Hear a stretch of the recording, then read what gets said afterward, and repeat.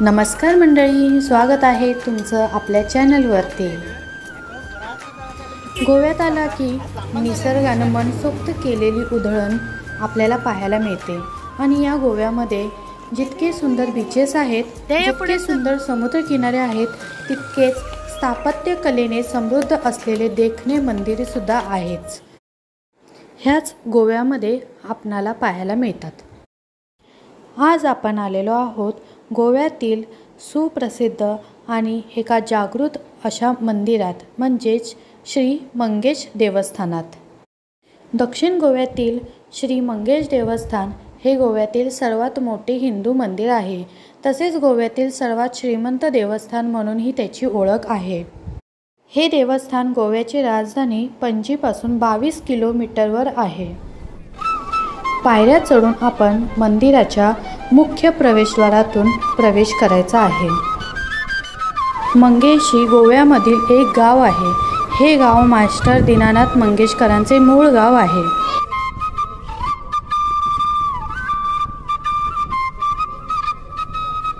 आतमध्ये आल्यावर आपण प्रथम आपले पादत्राणे या ठिकाणी काढायचे आहेत। समोर आपल्याला शुभ्र असं पांढऱ्या आणि निळसर रंगाचं आपल्याला मंगेशीचं भव्य दिव्य मंदिर आपल्याला पाहायला मिळतं। गोव्यातील सर्वात श्रीमंत देवस्थान म्हणून ही त्याची ओळख आहे। मंदिरास प्रशस्त असे आवर आहे।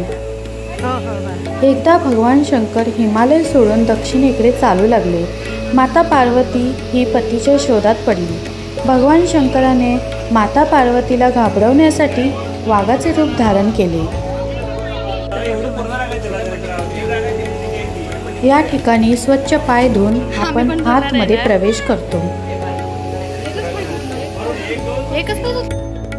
मंदिराच्या परिसरात आपल्याला भव्य असं जलकुंड पाहायला मिळते। या जलकुंडाच्या अवतीभोवती आपल्याला 12 ज्योतिर्लिंगाचे दर्शनही होते। हे जलकुंड हे अतिशय मोठे असून यामध्ये 12ही महिने आपल्याला पाणी पाहायला मिळते।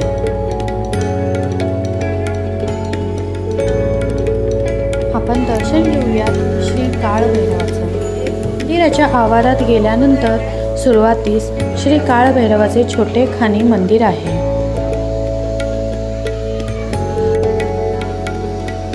आपण आत मुख्य मंदिरात चाललो आहे।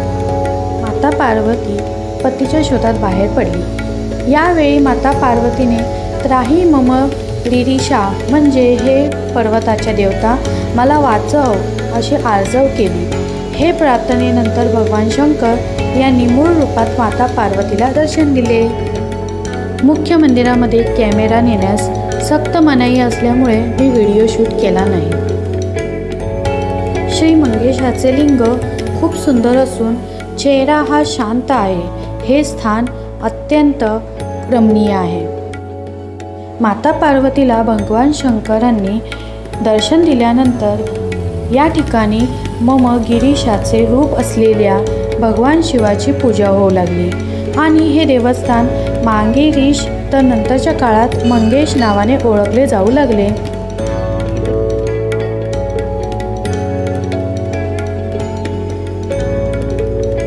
भव्य असे मंदिर आणि गगनचुंबी अशी दीपमाळ आपले लक्ष वेधून घेते।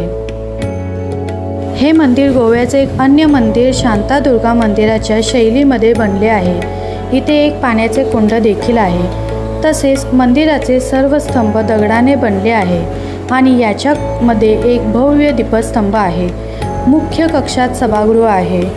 हे मंदिर दर्शनासाठी दिवसभर उघडे असते। तसेच प्रत्येक सोमवारी इथे महाआरती केली जाते।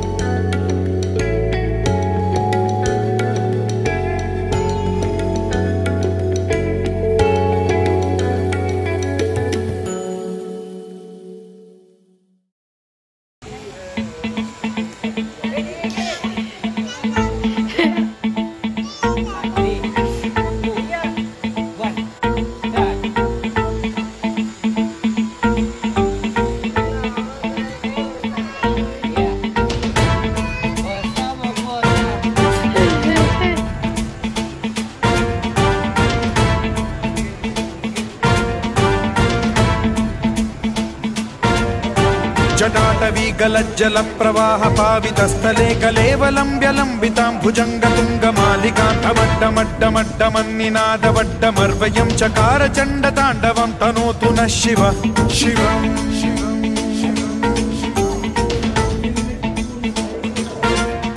जटाकटाह सम्भ्रम भ्रम निलिम्ब निर्झरी विलोल वीचि वल्लरी विराजमान मूर्धनि धगद्धगद्धगज्ज्वलल्ललाट पट्ट पावके किशोर चन्द्रशेखरे रतिः प्रतिक्षणं मम।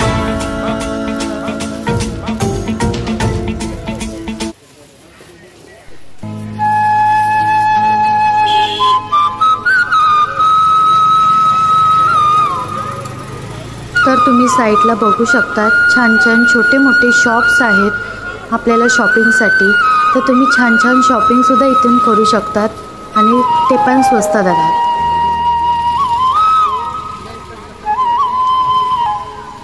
धन्यवाद मंडळी, तुम्ही वेळात वेळ काढून माझा हा व्हिडिओ बघितल्याबद्दल.